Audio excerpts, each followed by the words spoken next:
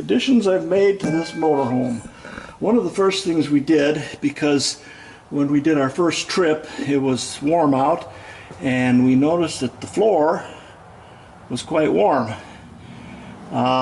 So what I did was I got some stuff to go around the exhaust pipe that comes up on right underneath the floor on the passenger side, and I put some of the heat shield on there. It's the type of stuff that they use in race cars and high performance cars that get a lot of heat into the exhaust.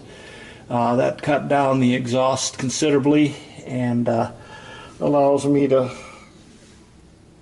have not quite as much heat on the feet. The camper came with the Bigfoot leveling jacks. I did not add those. It came with it. They're not cheap, but believe me, they're extremely valuable when you come to have a problem. In leveling they're fine, but if you have a problem like a tire that goes out or you get stuck in the sand, which we did at one time, put some planks under the rear, lifted the back end up with the Bigfoot on the planks, we're able to put more stuff underneath the wheels and able to get us out. Could have never done that without that Bigfoot. Okay, one of the other things that I did was add stabilizer, and I don't know if you can see it, but it's in the front here. I'm going to have to get to the front. Hang on. Okay, I added the Safety Plus steering stabilizer here, and I also added a Roadmaster stabilizer bar in replacing the existing one that was on there. Roadmaster also makes a steering stabilizer. However, I went with the Safety Plus because it's an enclosed piston and coil, whereas the Roadmaster has got an enclosed piston but the coil is open. I don't know if it has a problem that way or not, but roughly they're about the same price, and I like the Safety better. I wish that Safety had made a stabilizer bar, but they don't, so I went with the Roadmaster on that. It's hooked up through the same clamp that the old bar came out of with new attachments there, and attaches there to the steering bar, and seems to work pretty good. It helps in wind conditions where you're trying to sway a little bit, and it does help in the steering.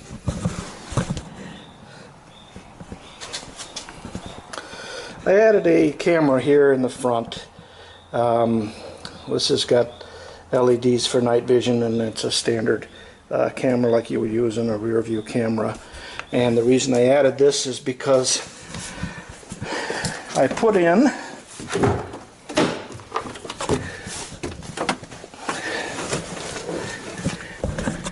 a rear view mirror to take the camera that I have existing on the rear and the two side cameras, took them off of the unit down here where they were attached, ran them through a relay system that works on this thing. That's my camera there. Okay, this is the front camera. It's actually a rear view camera, so it's still got the lines on it, but at least I can use it to see what's in front of me if I have to. I use this switch right down there. It's a blue switch. Turn that off, and that turns the front camera off. And do a video select. And now I'm on the rear view camera, and at this point I've got It's hard to see there, but I got rear view, and when I do the turn signals, right and left turn signals, they come on just like they would on the JVC or the Jensen unit here.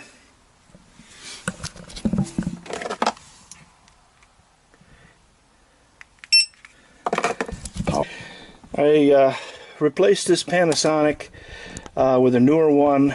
One of the reasons I did is because the old unit did not have any input for my phone. I don't have a hands-free phone on the vehicle originally, but with the addition of the pairing of the phone, I've got a microphone here that runs to the back of that so that I can, in fact, at least take calls and make calls without having to take the phone out. I also put this unit up here, which is basically just another couple of USB jacks and a power jack, 12-volt power jack, and a voltmeter, so that when this is just blank there. This unit here was blank. I put that in to give me an extra jack. What I do is I have my GoPro camera that I mount here and stick into the 12-volt, and then it's got its own little USB, and I can run the GoPro without having to run off the battery. I've got this clipped on here if I want to run my Sony on there, and hook that into the USB as well, so I can power it without having to do anything there. I've got the RVI brake system, which is the for the car, for the brake of the car. This unit here plugs into, there's two power ports here and here, so I can plug it into either one of them. I usually plug it into that one, and that gives me my stuff for the RVI brake. I also added tire monitor system, which I hooked up, and I got for the 2 front tires and 4 rear tires, and you can monitor the pressure, temperature, pressure for each tire, temperature, pressure, temperature, pressure, temperature, pressure, temperature, and pressure, temperature. And it works pretty well. On the road, it gives you a good idea of what your tire pressure is and what your temperature is as you're driving along. I have to turn it off. I've got it so that I can plug it in again to this goes into an off condition. Just keep holding the switch, and that's got the ability there to plug into one of the ports, so I've got that available as well, and that's good for there.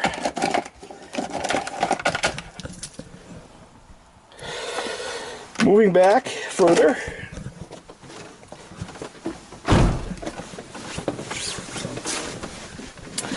the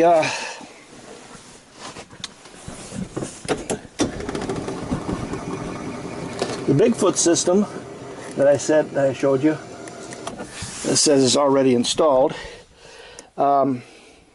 It's nice. I'm going to have to get some light here. Hang on. Okay, Bigfoot system. That's the control for the Bigfoot system that goes down to the 4 units, and this is a control cable here, and this is the box here. Now, in the original installation, basically this thing here was just thrown back in here.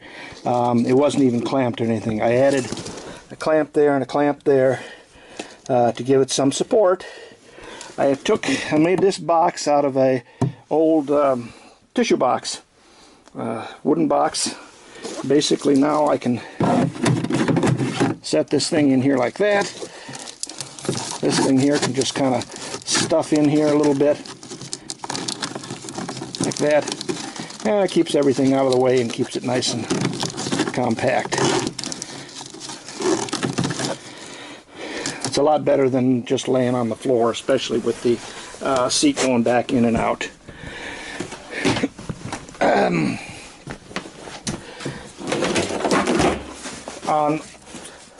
this unit here, which is lifts up, I added this brace and strap to it. This did not have anything on it here, so you could lift it up, but it was a little awkward. This way, you can hold it up, you can do whatever it is that you need to do underneath there, and when you're all done, it just goes right back down. Of course, this is the bench, the seat for the bench.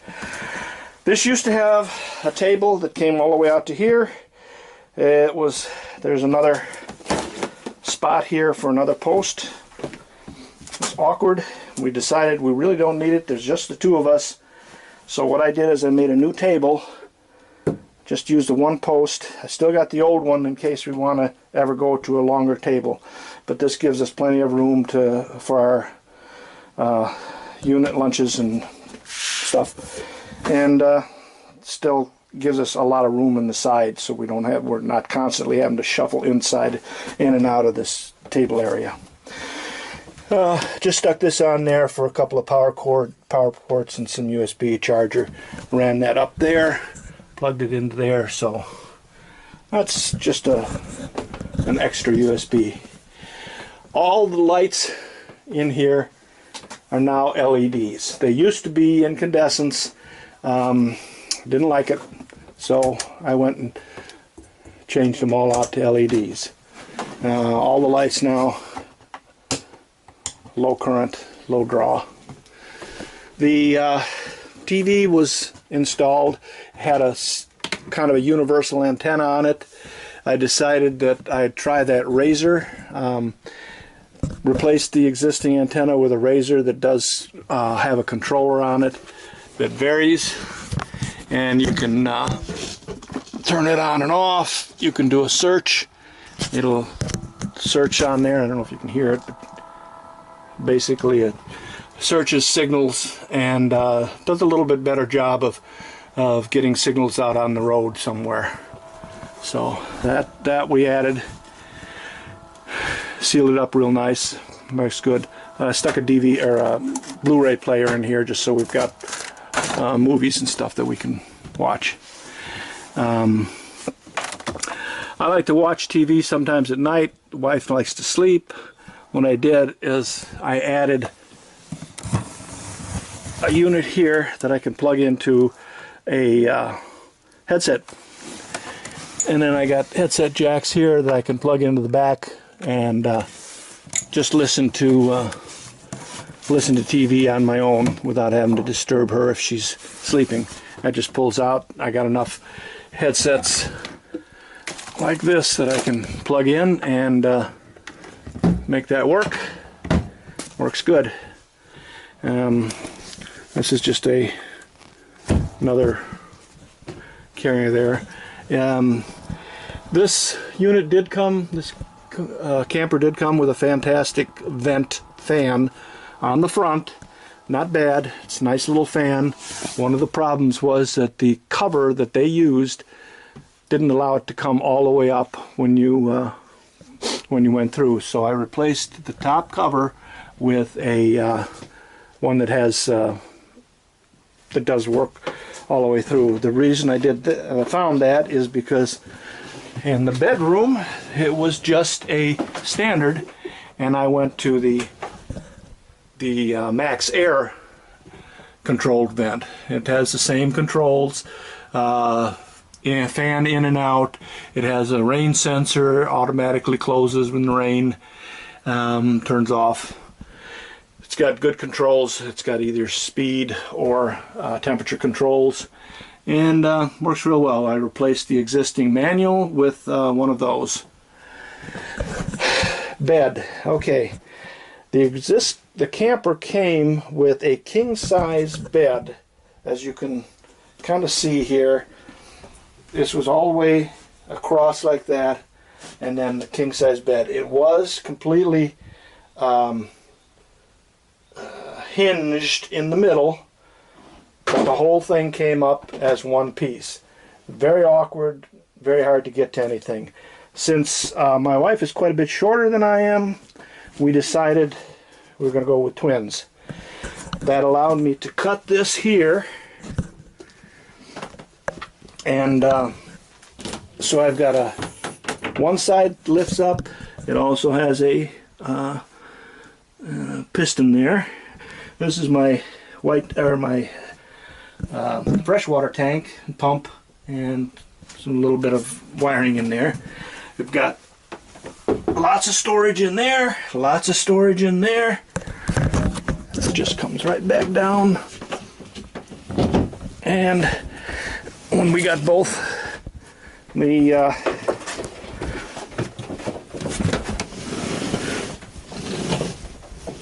both of those, one on top of the other, then this side has also got a piston on it. I just took the piston off because I was getting underneath here. More storage here, more storage here, lots of storage underneath there. This has got to go back on here. And this little clip clips back into there, which I got to work on yet.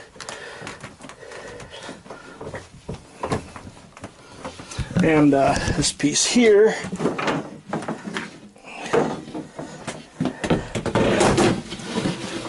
goes back into here.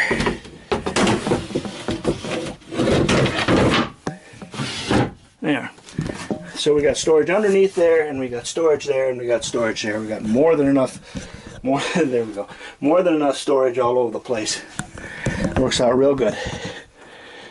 This thing here.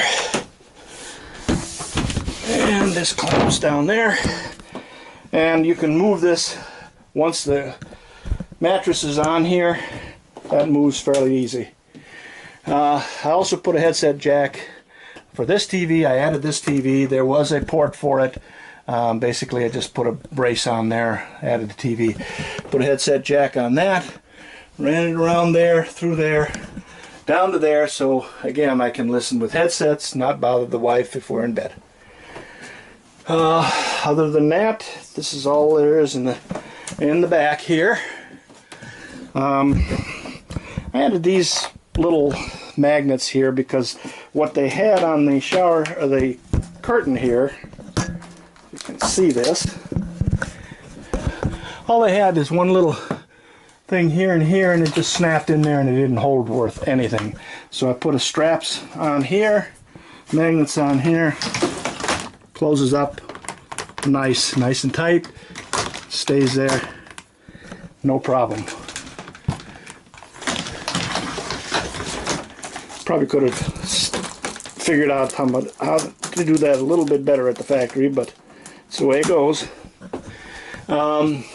We put a little cover here for the skylights so that at night we can close that off if it's too bright, if we're taking a nap during the day or whatever.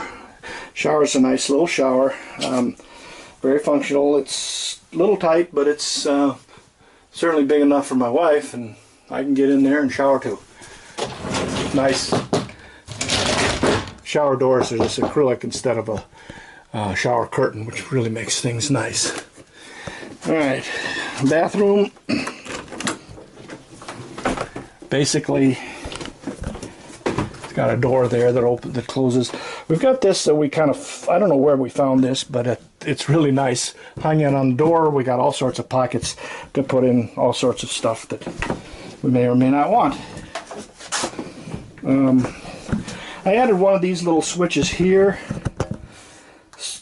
only because at night it's really nice to have that glow there. If you can, I don't know if you can see it, but it does glow at night, and it almost acts like a little night light, so you can get in here at night and not have to worry about it. This has also got a manual fan, which works fine. We don't do anything with that. So I'm going to replace the bulb in there. Winterizing, so let's put some RV antifreeze in there. That goes there. This is a switch for the lights in here in the bedroom. This is the Sea Level 2 system, tank system that I put in. Basically takes the place of the existing tank sensors, puts the sensors on the outside of the tank, so it gives a much better reading. It gives you a battery readout, Gives you fresh water tank readout. My tanks are drained now, except for the gray's got some extra antifreeze in it. Gray 8%, black is 0. It's blued out. And LPG, got a full tank of LPG. Water pump on and off. Water heater on and off. Pilot lights out because I don't have any propane on. This was my original panel here that had the switch, these two switches, and the sensor here for the, the full, 2/3, 1/3, and empty, which was very inaccurate as far as what actually is going on in there. So I pulled that out. This is a very small unit. They had a flange that's supposed to cover, but even this flange didn't cover the whole thing. So I kept this, cut that out, put this into here.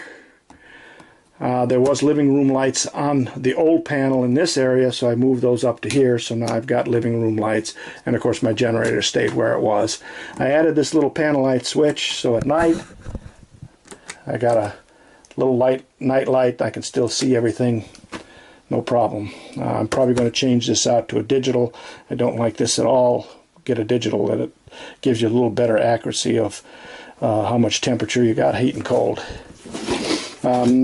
This is a water heater switch. This was existing. This is electric, so that when you're plugged into shore power, you can use this for water heater. You don't have to use propane. Refrigerator, no problem there. Same thing here. We just open that up, leave that open. So we're done. Originally, this came with a standard microwave and a stove. We never used a stove. We didn't use a stove. So what I did is I pulled the stove out of there. This was a set of drawers down here that has storage. And the stove was in this area. Pulled the stove out, put just the burners in. Got a couple of doors, put those in there. So now we've got more storage underneath here. And put a convection microwave in here. Took the old one out, put the convection in. Works great. This is what we do most of our cooking with. So it looks real good. Got that panel out because we're doing the winterizing here. So that's about what we've done in here. And a lot of stuff's been added. I keep finding new things to add, new devices, so I'm sure there'll be other things that we're going to add.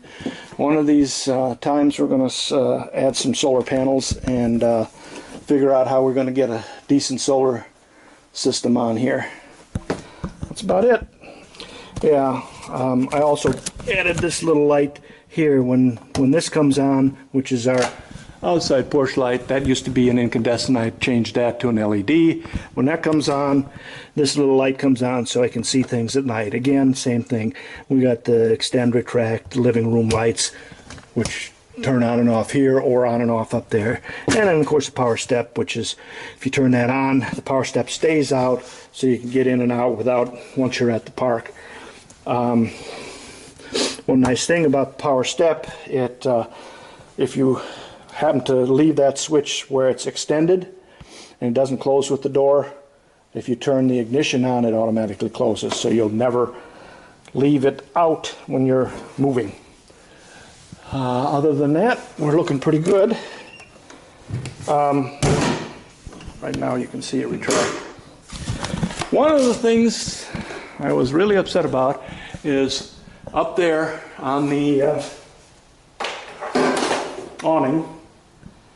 I don't know if you probably can't see that, but originally there was two lousy screws, one on the top and one on opposite each other on both sides. We had the awning down someday. One day, this is set up, the awning is set up so that you can adjust it and tilt it so that if you get rain or something, the rain will go off one side or the other, which is a very nice feature. However, because there was only two screws in there, and one of the screws had actually worked out loose, the whole thing came apart. Luckily, I didn't rip anything, and it just kind of hung for a little bit, so I was able to get it all back together again. I ended up putting an extra couple of screws in each side and actually RTVing the screws so they don't work their way out during vibration and stuff. I don't know why they tried to be cheap with that and just put 2 screws in there, but there it is. Tires, I put some extenders on there. These are my tire monitor buttons here. This is my tire extender so that I can get to it, so you can you know, fill it or check it from the outside. Of course, with the tire monitors, you really don't have to check it that much. I haven't put the covers back on because we were fooling around with that for a while, and I just haven't got those back on again. On the back, spare tire. Does not come with a spare tire. I added that, and that was a real bummer to get on. But basically, I made a bracket that I designed because this is an extended tire. This will fit any of the 6 tires that we've got. And because it wouldn't sit inside correctly, I had to make an extender piece there and work it out that way. But that was a lot of fun. Basically, it's got a pin in there. You can pull it out, so you can pull it down if you want to get inside here or not. I added the Blue Ox system for my towing. Blue Ox is a good system. Wired everything like they showed. Got the extenders, cables for the towing vehicle, and we're good to go there. I added a couple of little LEDs to the lights, just something weird. And that's about what we did. And it looks like I've got this is my barn, of course. I got it inside the barn, and I have a receptacle there that I can plug in, keep my batteries charged, and to work on stuff inside without draining the batteries down. So, looks good there.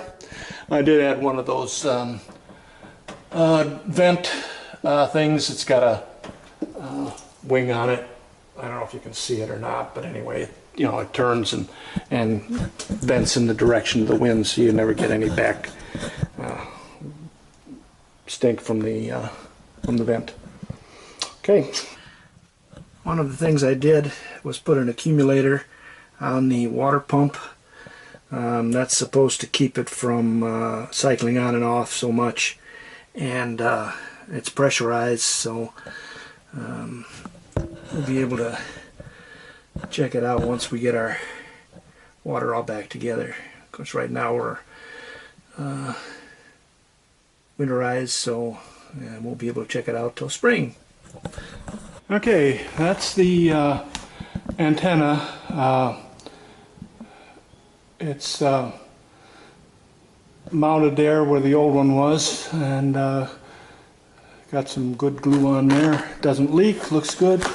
That's the fantastic vent that goes over the maxi fan, which makes it allows it to come up better.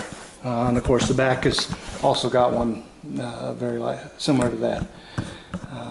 Air conditioner and the bathroom fan and the vent. So hopefully our next project is going to be getting some solar panels on here.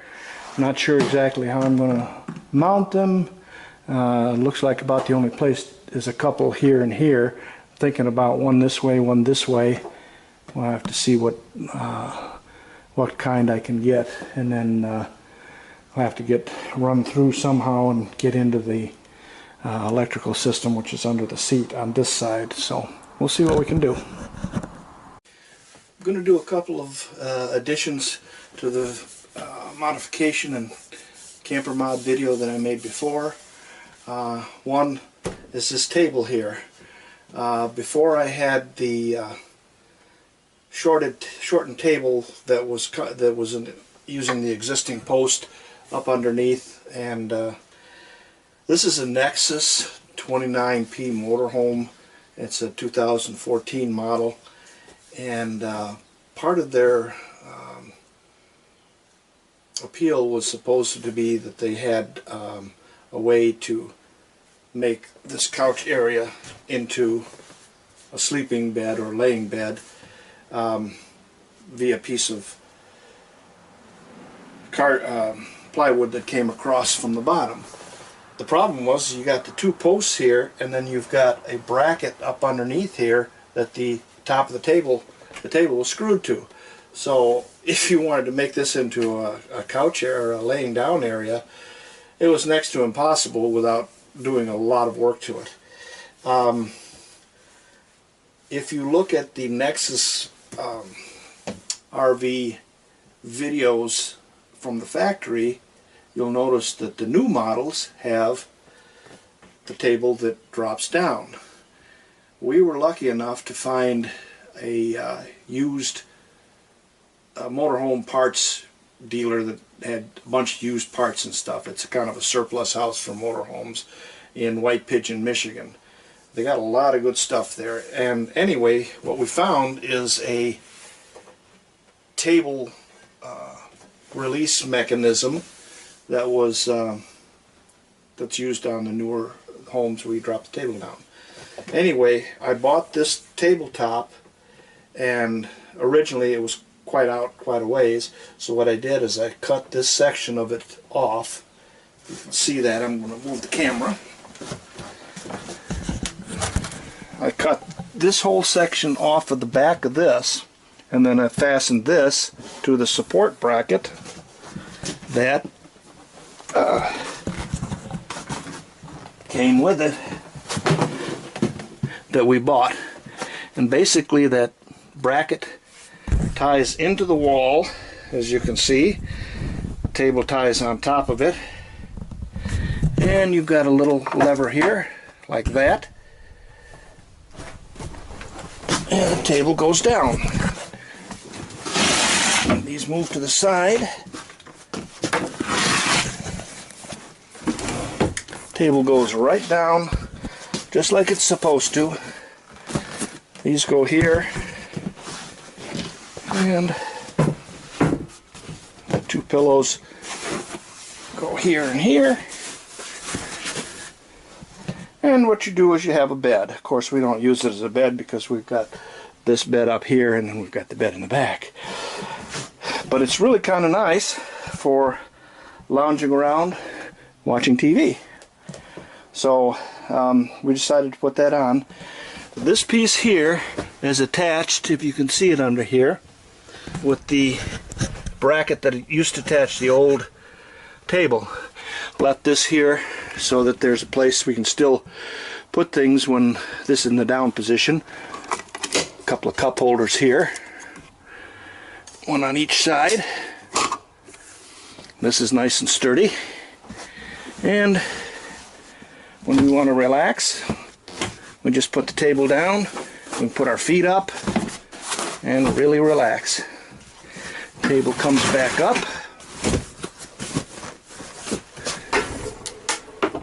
Just like that.